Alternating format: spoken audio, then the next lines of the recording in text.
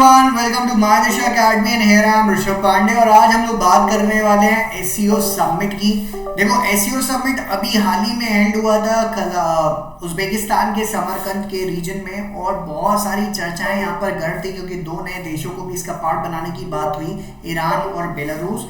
Iran पर consensus पहले से ही हो चुका है, बेलारूस पे अभी फिर भी मीटिंग होना बाकी है और सभी देशों में कंसेंसस भी होना है।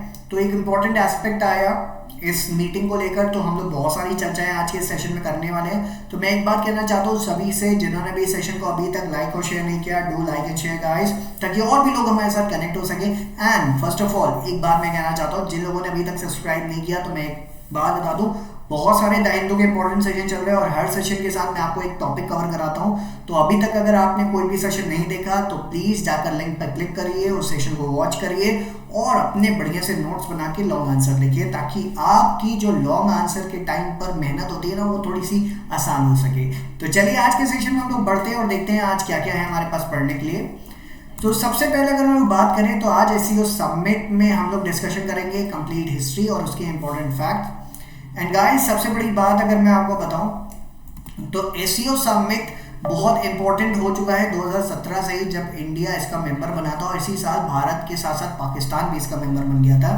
तो शंघाई कोऑपरेशन ऑर्गेनाइजेशन एससीओ इसका पूरा नाम है, और इसका जो हेडक्वार्टर है वो शंघाई में ही पड़ता है, यानी कि चाइना में। और इसकी ऑफिशियल लैंग्वेज रशियन और चाइनीज है। तो इस चीज को भी याद रखिएगा क्योंकि एग्जाम में पूछ लिया जाता है कि ऑफिशियल लैंग्वेज एससीओ की क्या है, रशियन और चाइनीज। और शंघाई इसका हेडक्वार्टर है और एससीओ में इंडिया मेंबर बना था 2017 में। अभी इसके मेंबर स्टेट्स को अगर देखा जाए तो इसमें चाइना है, कजाकिस्तान है, किर्गिस्तान है, रशिया है, तजिकिस्तान है, उज्बेकिस्तान है, इंडिया है और पाकिस्तान है। इस साल उज्बेकिस्तान के समरकंद में हुई थी ये कॉन्फ्रेंस, और अगले साल ये कॉन्फ्रेंस होनी है इंडिया में। और इंडिया में कॉन्फ्रेंस होने से पहले ही इंडिया का एक बहुत इंपॉर्टेंट शहर वाराणसी, जिसको हम लोग बनारस के नाम से या काशी के नाम से भी जानते हैं, तो वाराणसी को कल्चरल और टूरिस्ट कैपिटल के तौर पर डिक्लेयर कर दिया गया है एससीओ का। और हर साल एक ना एक शहर को ये डिक्लेयर करेंगे ताकि पीपल टू पीपल इंटरेक्शन को बढ़ाया जा सके और टूरिज्म को प्रमोट किया जा सके मेंबर कंट्रीज में। तो एक बहुत अच्छी बात कही एससीओ मेंबर्स ने यहाँ पर। ऑब्जर्वर स्टेट्स के तौर पर जो एससीओ बुलाता है वो है अफगानिस्तान, बेलारूस, ईरान और मंगोलिया। ईरान को इसमें शामिल करने की बात चल रही है, ईरान और बेलारूस को। तो ये इंपॉर्टेंट है, ईरान पर वोटिंग भी की गई थी और अब अगली बार होनी है बेलारूस के लिए। डायलॉग पार्टनर्स में आर्मेनिया है, अजरबैजान, कंबोडिया, टर्की, श्रीलंका और नेपाल है। और इस बार अगर देखा जाए तो टर्की से मुलाकात भी हुई थी। उसके बाद G20 समिट के टाइम पर फिर हम अगर यहाँ पर देखें तो गेस्ट अटेंडेंस में आसियान कंट्रीज हैं, तुर्कमेनिस्तान है, CIS है और यूनाइटेड नेशन। तो ये एक इंपॉर्टेंट एस्पेक्ट बन जाता है शंघाई कोऑपरेशन ऑर्गेनाइजेशन का। बात आती है इसके इतिहास की कि क्या है, तो उसके बारे में लोग आगे चर्चा करेंगे।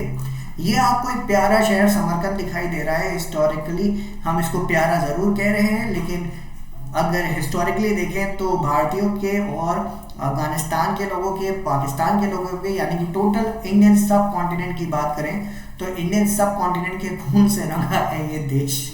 कहोगे सर कंट्रोवर्शियल स्टेटमेंट है, कहूँ तो ना कहूँ, क्या कहूँ, लेकिन जब भी बात आती है आमिर तैमूर की, तो भाई आमिर तैमूर का नाम सबने सुना होगा, तैमूर लंग के नाम से जाना जाता है। और इनको हम लोग लुटेरे के तौर पर बोलते हैं भारत में, और क्योंकि ये जब भारत आए थे तो लुटेरे की तरह आए थे। मैसेकर किया था इन्होंने दिल्ली की सड़कों पर, और उस मैसेकर के बाद ये खिज्र खान को अपना नुमाइंदा बनाकर चले गए थे, जिस खिज्र खान ने बाद में भारत में सैयद डायनेस्टी की नींव रखी, जो महज कुछ साल ही चल पाई थी। और उसको लूटने के बाद इन्होंने ये समरकंद को एक बहुत ही कहा जाए मैग्निफिसेंट सिटी के तौर पर डेवलप किया, जिसको आप यहाँ पर देख भी सकते हो। ठीक है, तो उस लूट का उपयोग इन्होंने समरकंद में किया। तो शंघाई कोऑपरेशन ऑर्गेनाइजेशन की मीटिंग से पहले जो समिट हुई अभी सितंबर 2022 में, वाराणसी को पहले ही डिक्लेयर कर दिया गया था SCO regions first tourism and culture capital for 2022-2023। SCO summit इस बार समरकंद में हुई उज्बेकिस्तान में, जहां ईरान और बेलारूस को दो न्यूएस्ट एडिशन माना गया एससीओ में। ऑब्जर्वर के तौर पर आए थे लोग। फिर earlier the cabinet was apprised of the agreement, जो कि मतलब पहले कैबिनेट को अग्रीमेंट के बारे में बता दिया गया था जो कि साइन होना था अमंग एससीओ मेंबर्स और स्टेट्स, जो कि कोऑपरेशन को लेकर था in the field of youth work among the authorised bodies of the SCO members. तो इस बार एससीओ ने यूथ वर्क पर सबसे ज़्यादा एम्फेसिस किया है। अगले साल जो एससीओ सबमिट होनी है वो इंडिया में होनी है। तो इंडिया में अगले साल अगर देखो तो आप दो इंपॉर्टेंट सबमिट हो गई, एक G20 की सबमिट और एक एससीओ की सबमिट। तो नेक्स्ट ईयर के एग्जाम में ये दोनों ही सबमिट बहुत इंपॉर्टेंट है और मैं दोनों पे ही सेशन दे चुका हूँ, तो उसको ध्यान से देख लीजिए और आपके कोई भी डाउट रह जाते हैं तो मेरे से पूछ लीजिए।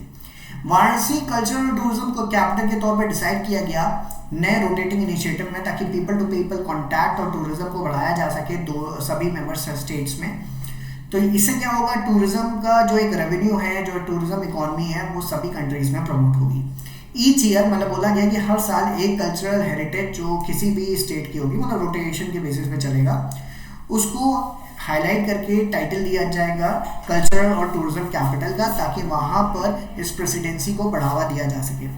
फिर न्यू इनिशिएटिव जो लाया गया वो इनफोर्स आएगा समरकंद समिट में, फॉलोइंग विच इंडिया अभी अगले साल प्रेसिडेंसी लेगा और नेक्स्ट हेड ऑफ स्टेट मतलब प्राइम मिनिस्टर्स या प्रेसिडेंट हर कंट्री के यहाँ पर इस समिट में हिस्सा लेंगे। एससीओ एक्सपेंशन क्यों सीख कर रहा है? अच्छा, कई लोग देखते हैं कि एससीओ नेटो का अपोजिट खड़ा होना चाहता है, तो नहीं। एससीओ इंटरनेशनल इन्फ्लुएंस अपनी बढ़ाना चाहता है, क्योंकि एससीओ का जो प्रिंसिपल चार्टर है ना, वो बहुत लोग अभी वाइडली एक्सेप्ट कर रहे हैं। रीजन, इसमें सबसे पहली चीज चाइना और रशिया चाहते हैं कि एक हम लोग नया ग्रुपिंग बना सकें जो काउंटर करे वेस्ट को, स्पेशली नेटो की एक्सपेंशन को। लेकिन एससीओ और नेटो बहुत अलग है, अगर हम देखा जाए बहुत कॉन्ट्रास्ट है दोनों में।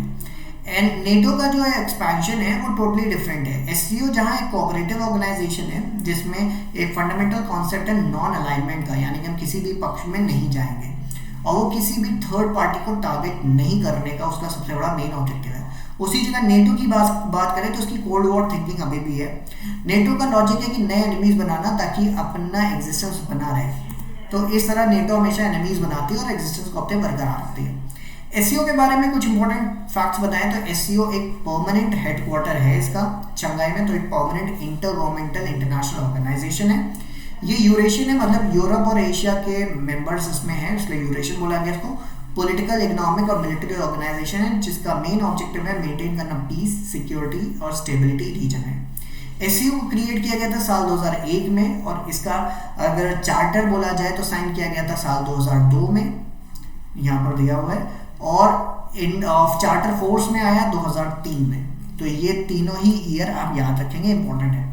इस एससीओ के क्रिएशन से पहले कजाकिस्तान, चाइना, किर्गिस्तान, रशिया और तजिकिस्तान ने एक शंघाई 5 नाम का ग्रुप बनाया।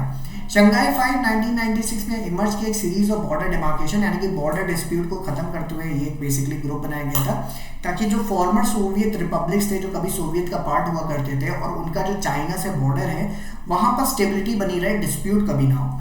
ठीक है, उसके बाद उज्बेकिस्तान के एक्सेशन के साथ ये भी इसका हिस्सा बनता है। जब उज्बेकिस्तान 2001 में, तो शंघाई 5 का नया नाम हो जाता है एससीओ और उसके हो जाते हैं 6 मेंबर। फिर ये 16 साल तक इन्हीं 6 मेंबर्स के साथ चलता है, जब 2017 में इंडिया और पाकिस्तान को भी इसका मेंबर बनाकर टोटल मेंबर्स 8 हो जाते हैं। एससीओ का मेन ऑब्जेक्टिव है स्ट्रेंथन करना mutual trust, neighbourliness among its member states, जो कि सबसे ज्यादा लैकिंग है।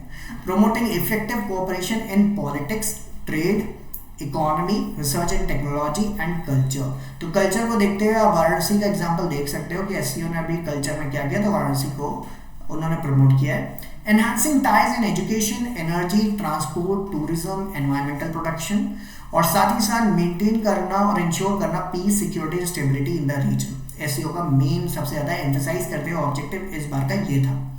साथ ही साथ उन्होंने कहा establishment of democratic, fair and rational international political and economic order. तो इंटरनेशनल लेवल पर एक अच्छा फेयर पॉलिटिकल और इकोनॉमिक ऑर्डर मेंटेन किया जाए, डेमोक्रेटिकली उस पर वोटिंग कराकर। स्ट्रक्चर अगर एससीओ को देखोगे तो उसमें हेड ऑफ स्टेट की एक काउंसिल है जहां पर सुप्रीम एससीओ बॉडीज जो डिसाइड करती है इंटरनल फंक्शनिंग और उसका interaction with other states and international organization और इंटरनेशनल इश्यूज को कंसिडर करती है। तो एक हेड ऑफ स्टेट काउंसिल होता है एससीओ का। उसके बाद हेड ऑफ गवर्नमेंट काउंसिल है एससीओ में, जो कि अप्रूव करता है बजट, कंसिडर करता है, डिसाइड करता है issues related to economic spheres, जो कि इंटरेक्शन में लाए जाएंगे या पर्सपेक्टिव में लाए जाएंगे एससीओ के विद इन। फिर council of ministers of foreign affairs, तो ये कंसिडर करता है issues related to day activities. फिर रैट्स की एक इंपॉर्टेंट बॉडी बनाई गई है जिसको कहते हैं रीजनल एंटी टेरर स्ट्रक्चर, ये कॉम्बैट करेगी टेररिज्म, सेपरेटिज्म और एक्सट्रीमिज्म।